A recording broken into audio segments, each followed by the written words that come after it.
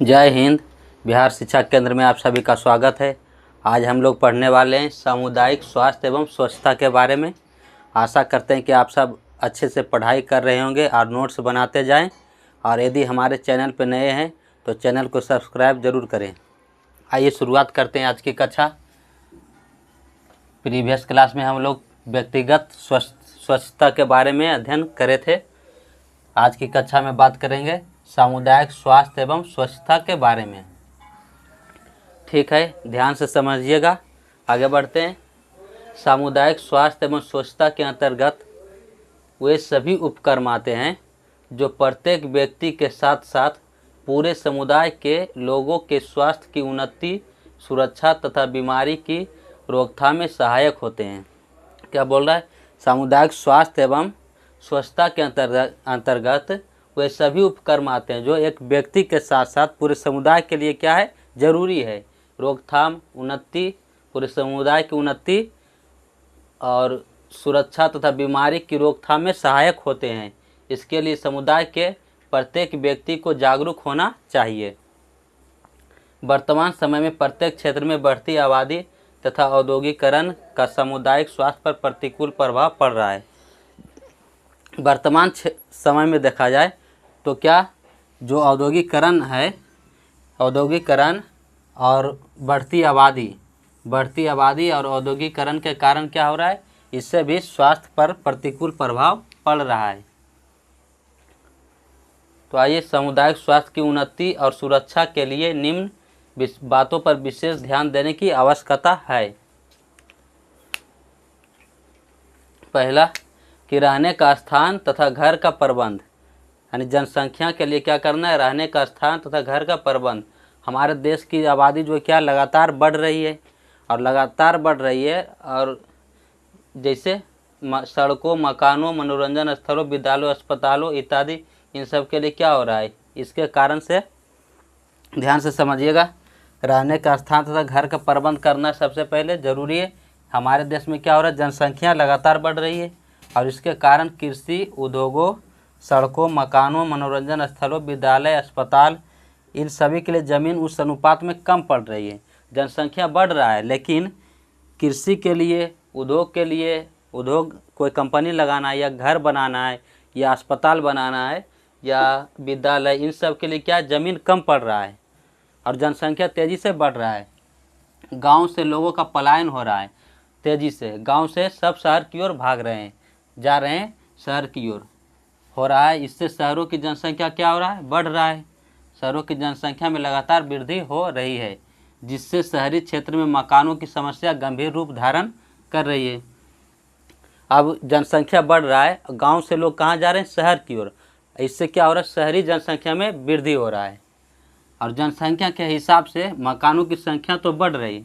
शहर में जनसंख्या बढ़ रहा है, उसके हिसाब से मकान की संख्या तो बढ़ रही है, लेकिन सीमित ज़मीन के कारण मकान छोटे होते जा रहे हैं। सीमित ज़मीन है, ज़मीन तो बढ़ा नहीं सकते हैं। सीमित ज़मीन के कारण क्या हो रहा है, मकान जो छोटे हो रहे हैं और कम हवादार बन रहे हैं। ऐसे छोटे मकानों में धूप कम या नहीं आती है। वहाँ जो छोटा मकान है वहाँ पे धूप कम आती है या नहीं आती है। जनसंख्या के हिसाब से शौचालय तथा नालियों की समस्या अक्सर उत्पन्न हो जाती है। इससे क्या हो रहा है, शौचालय की समस्या उत्पन्न हो जाती है, नालियों की समस्या उत्पन्न हो जाती है। अतः शहरी क्षेत्र में जनसंख्या के नियंत्रण की आवश्यकता है। शहरी क्षेत्र में क्या करना, जनसंख्या के नियंत्रण जरूरी है। और ग्रामीण क्षेत्र में पलायन शहरों में जो पलायन हो रहा है जनसंख्या को रोकने के लिए गाँव में सुविधाएँ तथा रोजगार अवसर बढ़ाने होंगे। ठीक है, एक बार फिर से क्या बोले कि सामुदायिक स्वास्थ्य एवं स्वच्छता के लिए पहला क्या करना है, रहने का स्थान तथा घर का प्रबंध करना है। इसके लिए कारण क्या है कि हमारे देश में जो है जनसंख्या लगातार बढ़ रही है। इसका कारण क्या है, कारण है कि ज़मीन कम है और जनसंख्या बढ़ रहा है।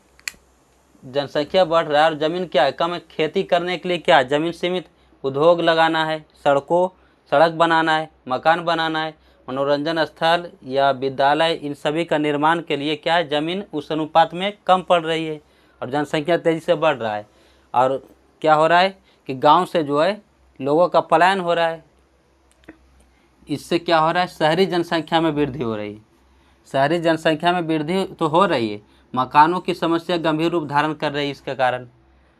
और मकान में जो है, मकान निर्माण में बन तो रहा है, लेकिन क्या छोटे छोटे मकान बन रहा है। मकान छोटे एवं कम हवादार बन रहे हैं। ऐसे छोटे मकानों में धूप कम आती है या तो नहीं के बराबर आती है।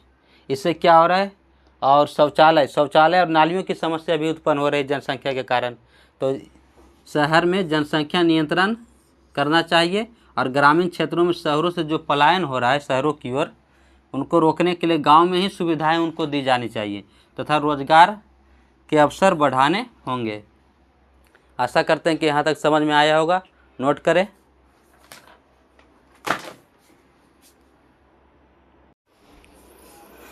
चलिए आगे बढ़ते हैं। अब बात करते हैं स्वच्छ पेयजल का प्रबंधन। स्वच्छ पेयजल का प्रबंधन, जीवन के लिए पहले हमें किसकी आवश्यकता होती है, जल की आवश्यकता होती है। हमारे शरीर में जो जल की मात्रा बहुत अधिक है, कितना 60 से 70% तक जल पाया जाता है। तो जल की मात्रा जो है बहुत अधिक है हमारे शरीर में, अतः स्वच्छ पेयजल का प्रबंध होना अत्यंत आवश्यक है। स्वच्छ पेयजल के प्रबंधन में निम्न तथ्यों पर ध्यान देना चाहिए। यदि स्वच्छ जल का प्रबंधन करना तो किन किन बातों पर ध्यान देना चाहिए। सबसे पहले वो जल कैसा होना चाहिए, रोगाणु यानी रोग उत्पन्न करने वाले जीवाणुओं से मुक्त होना चाहिए जल, और हानिप्रद रासायनिक पदार्थों से मुक्त होना चाहिए। इससे क्या होना चाहिए, उसका स्वाद जो है अच्छा होना चाहिए और घरेलू उपयोग के लायक होना चाहिए। अब बात करते हैं अपशिष्टों को फेंकना। अपशिष्टों को फेंकना, अपशिष्टों को फेंकना। शहरों में अपशिष्टों या कूड़े को कई जगहों पर जमा किया जाता है। शहर में कूड़े को कई जगहों पर जमा किया जाता है, उसको जो निम्न तरीके से हटा सकते हैं। हटाने का कार्य किया जाता है किनके द्वारा, नगरपालिका में कार्यरत जो मजदूर हैं उनके द्वारा हटाने का काम किया जाता है। निम्नलिखित तरीकों द्वारा इन पदार्थों को हटाया जाता है अथवा पुनः चक्रण किया जाता है। पुनः चक्रण का मतलब फिर से उसका उपयोग करना, फिर से पुनः चक्रण द्वारा फिर से इस्तेमाल योग्य बनाया जाता है। आइए, पहला तरीका है आबादी से दूर निचले क्षेत्र में गड्ढा बनाकर अपशिष्टों को जमा करना। पहला तरीका है अपशिष्टों को हटाने का कि आबादी से दूर ले जा करके उसे गड्ढों में करके क्या करना, जमा करना, गड्ढा में अपशिष्टों को जमा करना चाहिए। दूसरा, कंपोस्ट तैयार करके हम उसका व्यवहार खाद के रूप में कर सकते हैं। कंपोस्ट बना करके कचरा जो है, कूड़े कचरा को, उससे क्या बना सकते हैं, कंपोस्ट बना करके इसका व्यवहार खाद के रूप में किया जाता है। और तीसरा है आग जलाकर उसे नष्ट कर देना। यदि आग जलाकर उसे नष्ट करते हैं तो इससे क्या, वायु प्रदूषण हो सकता है। तो वायु प्रदूषण रोकना है, प्रदूषण को रोकना। वायु, सबसे पहले जानते हैं कि वायु प्रदूषण, जल प्रदूषण किसे कहते हैं। तो वायु और जल में जब हानिकारक पदार्थ मिल जाते हैं तथा उपयोगी पदार्थों की कमी हो जाती है, यानी वायु और जल में कुछ ऐसा हानिकारक पदार्थ मिल जाए जिससे ना तो हम वायु का उपयोग कर सकते हैं, उपयोगी पदार्थों की कमी हो जाती है, जल का उपयोग ना करें, उसे क्या कहते हैं, वायु प्रदूषण और जल प्रदूषण, अथवा इस अवस्था को क्या कहते हैं, वायु या जल प्रदूषण कहते हैं। वायु जो है वायु, जल और सूर्य, प्रकाश, प्रकृति,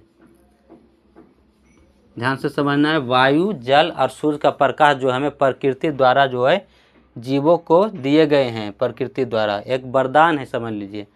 और ये सभी जो है मनुष्यों के स्वास्थ्य के लिए क्या है, अत्यंत महत्वपूर्ण है।